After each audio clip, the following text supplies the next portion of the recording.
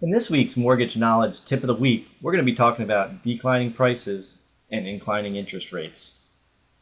Are you on the fence? Are you waiting to buy a house because you think prices are going to drop? Do you know someone waiting for prices to drop to buy a house? Let me give you something to think about.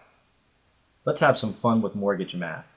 Let's say you have a $200,000 property and want to put 20% down so you'll have a $160,000 loan amount, and assuming a 4.5% interest rate, you'll have a monthly principal and interest of $810.70.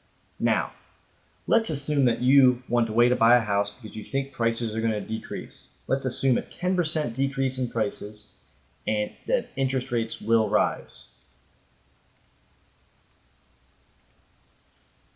The new price for the home would be $180,000. Because you're putting 20% down, that gives you a $144,000 loan amount. Now let's assume that interest rates go to 5.5%, which is still historically very low. That new principal and interest payment will be $817.60. The borrower will actually pay a little bit more in their monthly payment to purchase that home. Now let's take that a step further and say that interest rates go to where they were in late 2008. If with that $180,000 purchase, a $144,000 loan amount of an interest rate of 6.5% would give you a principal and interest payment of $910.18 per month. That's $36,000 more over the life of the loan versus that original scenario that we spoke about. So, since rates are at the lowest point ever, assuming that rates will rise, it may not make mathematical sense to wait.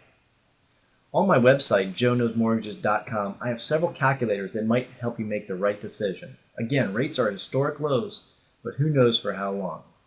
If you know anyone who owns a home, tell them to look into refinancing as rates are as low as they have ever been in the last 50 years. Also, if you know of anyone who needs help with purchasing a home, please have them call me at Joe Harris 321-693-0071.